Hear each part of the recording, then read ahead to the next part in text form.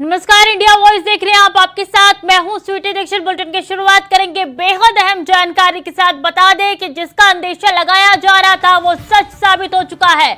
सपा विधायक दारा सिंह चौहान बीजेपी में शामिल हो चुके हैं। डिप्टी सीएम ब्रजेश पाठक की मौजूदगी में बीजेपी में शामिल हुए हैं दारा सिंह चौहान। और मिशन 2024 से पहले समाजवादी पार्टी को एक और बड़ा झटका लग चुका है। तो मिशन 2024 से पहले समाजवादी पार्टी के ऊपर एक के बाद एक बड़े झटके लगते हुए नजर आ रहे हैं। और एक और इसी संदर्भ में बड़ा झटका लगा है कि दारा सिंह चौहान बीजेपी में शामिल हो चुके हैं। तस्वीरें आपके साथ साझा कर रहे हैं जिस वक्त दारा सिंह चौहान बीजेपी का दामन थामते हुए नजर आ रहे थे।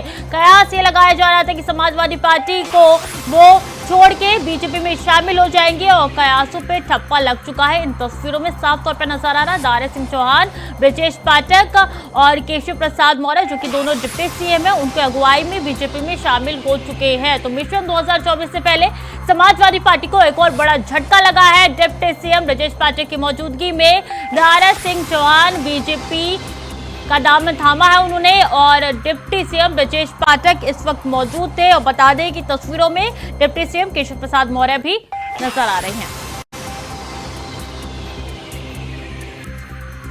तो सपा विधायक दारा सिंह चौहान बीजेपी में शामिल हो चुके हैं। पिछले दिनों देखा था उन्होंने अपने विधायकी से और समाजवादी पार्टी से उन्होंने इस्तीफा दे दिया था। और ऐसे में कयास ये लगाए जा रहे थे बीजेपी में वो शामिल हो जाएंगे और वो सच साबित हुआ। बीजेपी में शामिल हो चुके हैं दारा सिंह चौहान। तो मिशन 2024 से पहले समाजवादी पार्टी को बड़ा झटका लगा है। वही आपको बता दें कि अध्यक्ष जो है समाजवादी पार्टी के वो बेंगलुरु गए हैं विपक्षी दल को बैठक में शामिल होने के लिए। और ऐसे में बड़ा झटका उनको लग चुका है। इससे पहले भी देखा था किस तरीके से एक के बाद एक बड़े झटके उनको लग रहे थे। और इसी संदर्भ में एक और बड़ा झटका समाजवादी पार्टी को लग चुका है। दारा सिंह चौहान बीजेपी में शामिल हो चुके हैं। तस्वीरें आप तक पहुंचा रहे हैं लगातार जब दोनों डिप्टी सीएम दारा सिंह चौहान के अगल बगल मौजूद हैं। और ऐसे में दारा सिंह चौहान ने बीजेपी का दामन थाम लिया है। बीजेपी में शामिल हो चुके हैं दारा सिंह चौहान।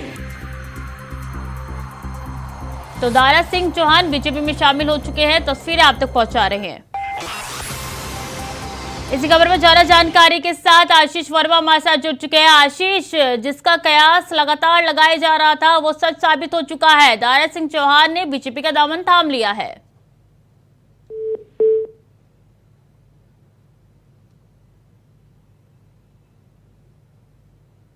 दोबारा जोड़ने की कोशिश करेंगे लेकिन ये खबर आप तक पहुंचा रहे हैं कि दारा सिंह चौहान जो है वो बीजेपी में शामिल हो चुके हैं। और ये तस्वीरें आप तक पहुंचा रहे हैं जब दारा सिंह चौहान बीजेपी में शामिल हो चुके हैं। और ऐसे में कई दिनों से लगातार कयास लगाए जा रहे थे, सच साबित हो गए हैं वो कयास। अब से कुछ ही देर पहले बीजेपी में शामिल हुए हैं दारा सिंह चौहान। एक बार फिर से आशीष हमारे साथ जुड़ चुके हैं। आशीष, बीजेपी में शामिल हो चुके हैं दारा सिंह चौहान, क्या जानकारी और इससे जुड़ी हुई?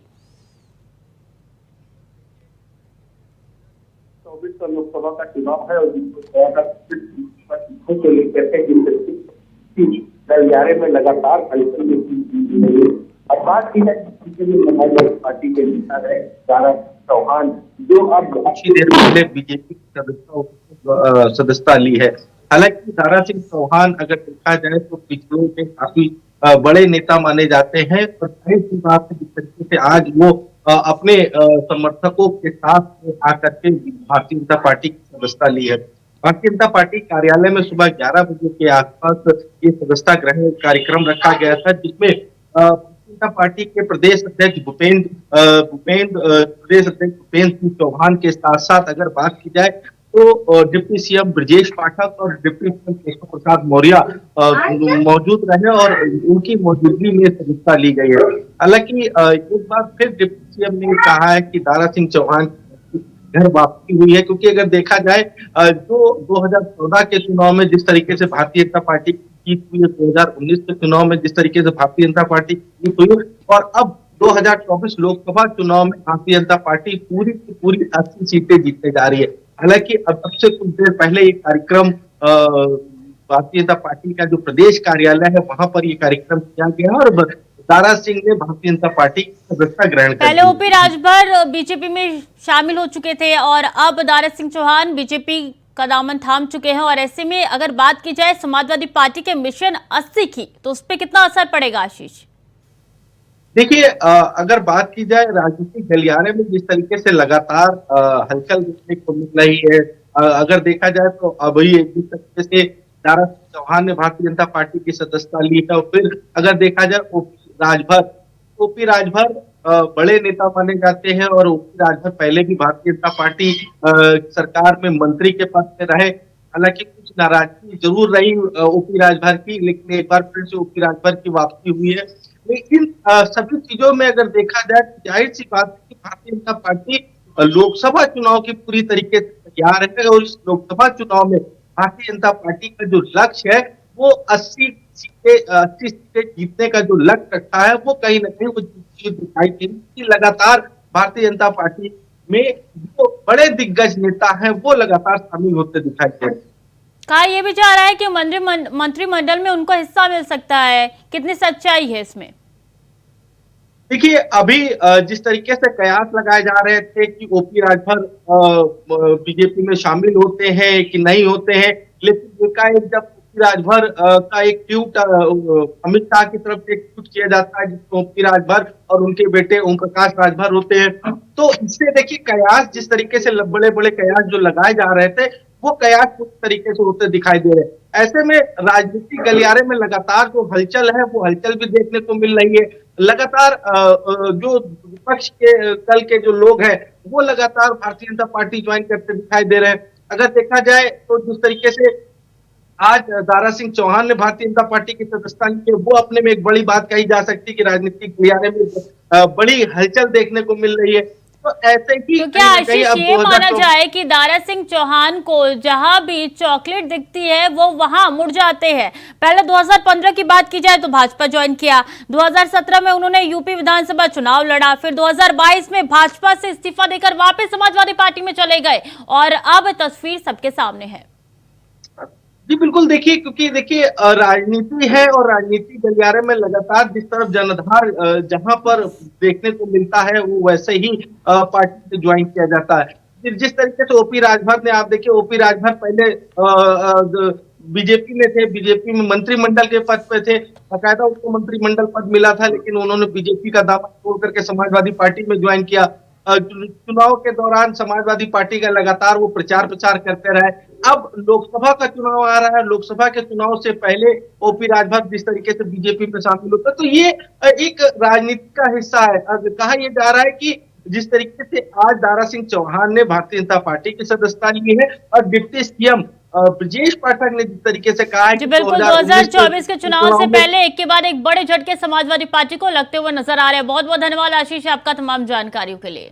खबरों में आगे बढ़ेंगे। पीएम मोदी 18 जुलाई को पोर्ट ब्लेयर में करेंगे उद्घाटन, Veer Savarkar airport port Blair पर करेंगे उद्घाटन। एकीकृत टर्मिनल भवन का उद्घाटन करेंगे पीएम नरेंद्र मोदी, और लगभग 50 लाख यात्रियों को संभालने की क्षमता इसमें होने जा रही है। पर्यटन, अव्यवस्था और अर्थव्यवस्था, और बता दें कि इस संदर्भ में कई ऐसी चीजें हैं जिनको बढ़ावा देगी ये पोर्ट ब्लेयर। तो Veer Savarkar airport port Blair पर करेंगे उद्घाटन। पर्यटन, अर्थव्यवस्था को बढ़ावा देने में भी मदद करेगी ये पोर्ट ब्लेयर।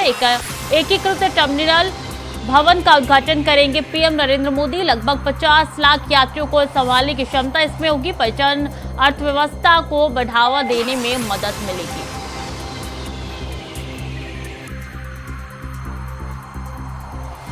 तो बता दें कि पीएम मोदी 18 जुलाई को पोर्ट ब्लेयर में करेंगे उद्घाटन, और 18 जुलाई को ये उद्घाटन होने जा रहा है। इसी के साथ जानकारी आप तक पहुंचा दें, Veer Savarkar airport port Blair पर ये उद्घाटन करेंगे प्रधानमंत्री नरेंद्र मोदी, और एकीकृत टर्मिनल भवन का उद्घाटन भी पीएम मोदी करेंगे।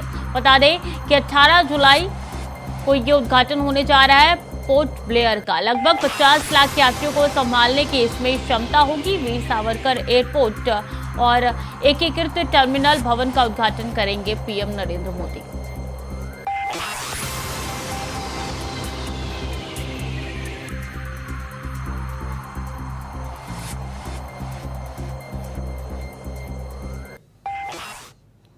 और कुरुक्षेत्र में जहां एक और कई दिनों से लगातार बारिश हो रही है, तो वहीं दूसरी ओर तेज बारिश होने के बावजूद भी आज सोमवती अमावस्या के दिन भारी संख्या में श्रद्धालुओं ने ब्रह्म सरोवर में आस्था और श्रद्धा की डुबकी लगाई। जहां भारी संख्या में श्रद्धालु डुबकी लगाने पहुंचे हैं, तो वहीं स्नान के बाद श्रद्धालुओं ने पूजा अर्चना और पिंडदान भी किया।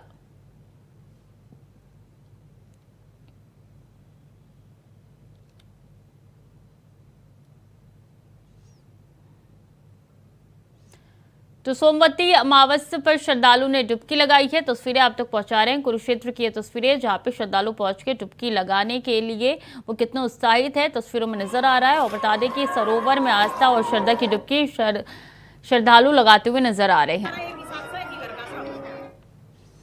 श्रावण मास की आज सोमवती अमावस्या है, जिसमें लाखों की तादाद में श्रद्धालु धर्मनगरी चित्रकूट पहुंचे हैं। वहीं आज सावन का दूसरा सोमवार होने की वजह से शिव भक्त मत गजेंद्र नाथ मंदिर में हजारों की तादाद में श्रद्धालु भगवान शिव के दर्शन पूजन करने के लिए पहुंचे हैं। ऐसे में प्रशासन ने इस बार श्रद्धालुओं के ऊपर हेलीकॉप्टर के माध्यम से जिलाधिकारी और पुलिस अधीक्षक ने बेड़ी पुलिया से लेकर रामघाट तक श्रद्धालुओं पर पुष्प वर्षा की।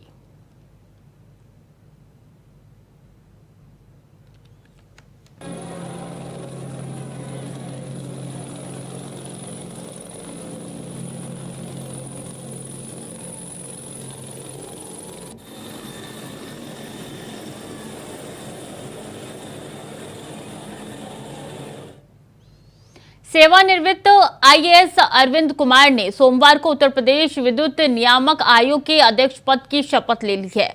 उन्हें मुख्य सचिव दुर्गा शंकर मिश्र ने पद और गोपनीयता की शपथ दिलाई है। बता दें कि उत्तर प्रदेश विद्युत नियामक आयोग के निवर्तमान अध्यक्ष आरपी सिंह का कार्यकाल 30 जून को पूरा हो गया था, तभी से ये पद खाली था और इस पद के लिए कई वरिष्ठ आईएएस अफसरों के बीच जोर आजमाइश थी। आखिरकार अरविंद कुमार के नाम पर मुहर लगी।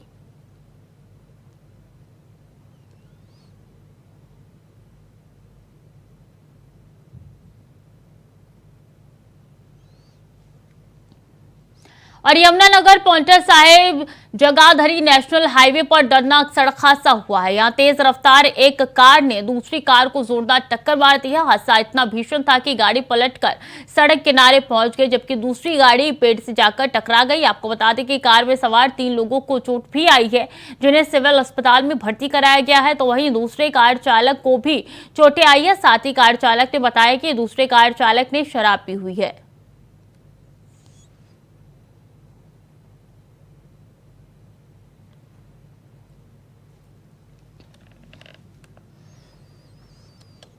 हरियाणा के अंबाला में मानसून की बारिश लोगों पर आफत बनकर बरसी है। बारिश रुकने के बाद भी इस बारिश के कारण आफत आती हुई लोगों को दिख रही है और ऐसे में टांगरी नदी में आई बाढ़ ने लोगों की मुश्किलों को और भी ज्यादा बढ़ा दिया है। क्या घर, क्या दुकान, लोगों की जिंदगी भर की कमाई पानी में डूब चुकी है। किसानों की फसलें पूरी तरीके से बर्बाद हो गई है। किसान बेबस होकर बस इन हालातों के बदलने का इंतजार कर रहे हैं। बारिश की मार किसानों को खूब रुला रही है।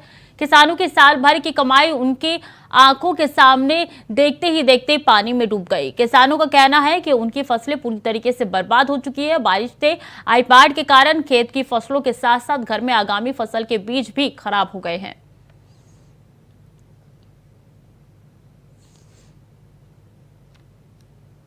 फसल बिल्कुल नष्ट हो चुकी है और हम बहुत दुख, कम से कम 7-8 एकड़ दीजिए मेरे पास, सब नदी बहा के लेगी उसको। तो अब हम क्या करें, हमारा इसके लिए सरकार सोचे और इसका समाधान निकाले, क्योंकि आगे हमारे पास कुछ नहीं है। रोटी के लिए हम बिल्कुल दुखी हैं, हम भूखे हैं। तो इसके लिए समाधान निकाले सरकार। हमारी सरकार से अपील है कि हमारा कुछ ना कुछ हमारे लिए सोचे, हमें ज़्यादा से ज़्यादा मुआवजा दिया जाए।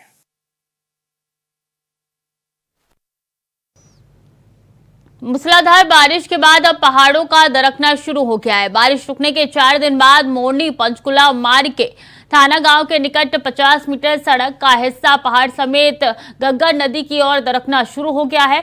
सड़क 5 फुट तक नीचे धंस चुकी है। सड़क के बीचों बीच बड़ी बड़ी दरारें आ गई है। रविवार को अचानक आई दरारों के बाद पीडब्ल्यूडी विभाग के अधिकारियों ने सड़क का दौरा किया और खतरे को भांपते हुए विभाग ने मुख्य सड़क पर छोटे बड़े सभी वाहनों को आवागमन पूरी तरीके से बंद कर दिया है।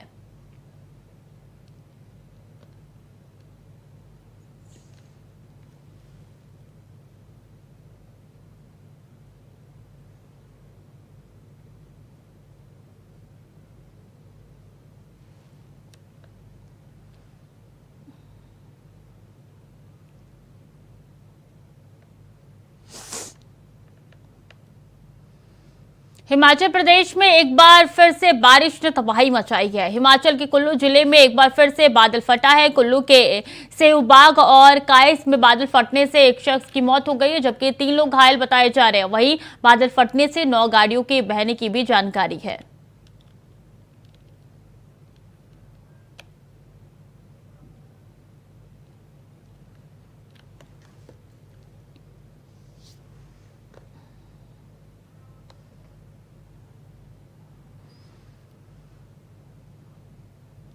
और आगामी लोकसभा चुनावों से पहले छोटे छोटे दलों को साधने की कोशिश में जुटी बीजेपी को रविवार को सफलता मिली। उत्तर प्रदेश के पूर्व मंत्री और अन्य पिछड़ा वर्ग से ताल्लुक रखने वाले ओम प्रकाश राजभर के नेतृत्व वाली सुभाषपा और एनडीए में शामिल हो चुकी है। अब इस पर समाजवादी पार्टी के महासचिव शिवपाल सिंह यादव ने ट्वीट करके तंज भरे लहजे में कहा है कि वो कब कहां चले जाए कोई भरोसा नहीं है। ओम प्रकाश राजभर का अब कोई ठिकाना नहीं है। उन्होंने एक वीडियो साझा करते हुए कहा कि बाजा बजाते बजाते खुद ही बैंड बन गए हैं। अब तो इनका समाज भी इनकी असलियत समझ चुका है। ये असल में किसी के नहीं है। अब तो ये महोदय अपने समाज के ठेकेदार भी नहीं है।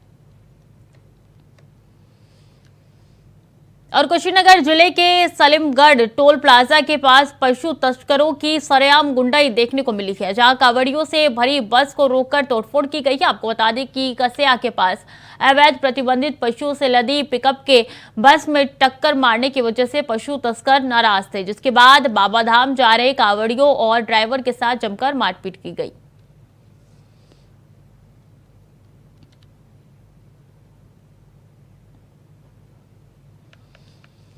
हापुड़ के कन्हैया कल्याणपुर गांव में ईख के खेत से 20 फुट लंबा अजगर निकलकर कच्चे रास्ते पर आ गया, जिससे इलाके में हड़कंप मच गया और अजगर निकलने की सूचना पर सैकड़ों की संख्या में ग्रामीण वहां इकट्ठे हो गए, जिसके बाद ग्रामीण अजगर को पकड़ने की कोशिश करने लगे। हालांकि जब वन विभाग के कर्मचारी सूचना मिलने पर वहां पहुंचे तो उन्होंने कड़ी मशक्कत के बाद अजगर को जंगल की ओर ले गए।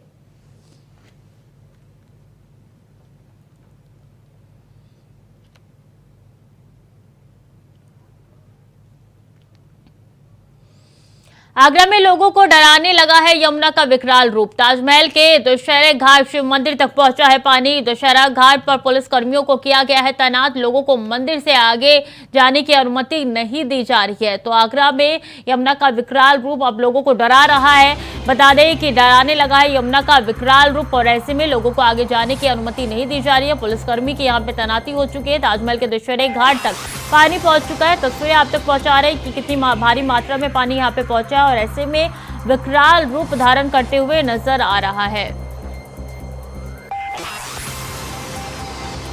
तो दशहरा घाट पर पुलिस कर्मियों को तैनात कर दिया गया है। लोगों को मंदिर से आगे जाने की अनुमति नहीं दी जा रही है ताकि लोगों को सुरक्षित रखा जाए और ऐसे में ये तस्वीरें आप तक पहुंचा रहे हैं कि आगरा में लोगों को डराने लगा है अब यमुना का विकराल रूप। पानी यहाँ पे काफी ज्यादा बढ़ा हुआ नजर आ रहा है। हमीरपुर में यमुना नदी की बाढ़ में बहकर एक मगरमच्छ आ गया, जहां पानी की सतह पर मगरमच्छ दिखा। आपको बता दें कि स्थानीय लोगों ने मगरमच्छ का वीडियो बनाया और वायरल कर दिया। तो वहीं नदी के तटीय बस्ती में मगरमच्छ दिखने से हड़कंप मच गया है। बाढ़ की वजह से मगरमच्छ बहकर आया है।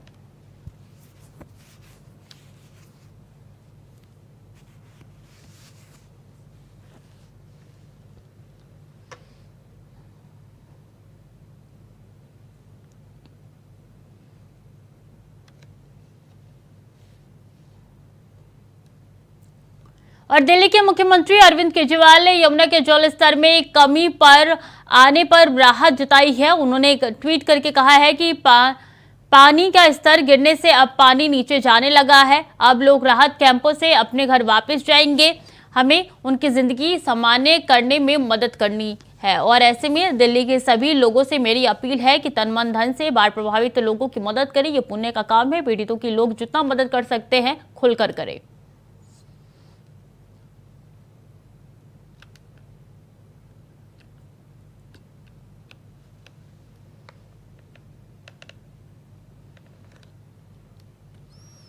और सुहेलदेव भारतीय समाज पार्टी के राष्ट्रीय जनतांत्रिक गठबंधन यानी एनडीए में शामिल होने पर आगरा पहुंचे केंद्रीय मंत्री एसपी सिंह बघेल ने कहा है कि ओम प्रकाश राजभर का एनडीए में आने के लिए अभिनंदन करता हूं।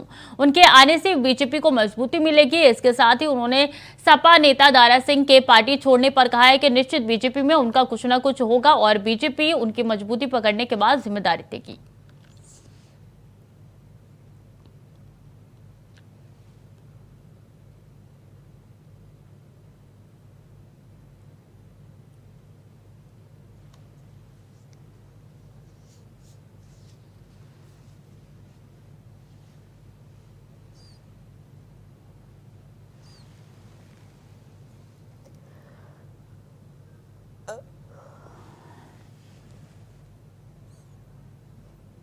राजभर जी के भारतीय एनडीए में शामिल होने से मैं उनका स्वागत करता हूँ और अभिनंदन करता हूँ।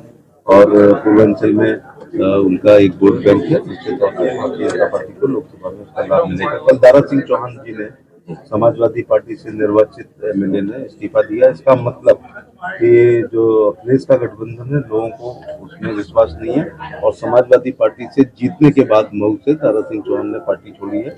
तो छोड़ी है तो कुछ न कुछ या तो जो भी बीजेपी में उनका कुछ न कुछ समायोजन होगा, उनके आने से भी भारतीय जनता पार्टी। तो फिलहाल के लिए बुलेटिन में इतना ही। खबरें लगातार जारी है, देखते रहिए इंडिया वॉइस।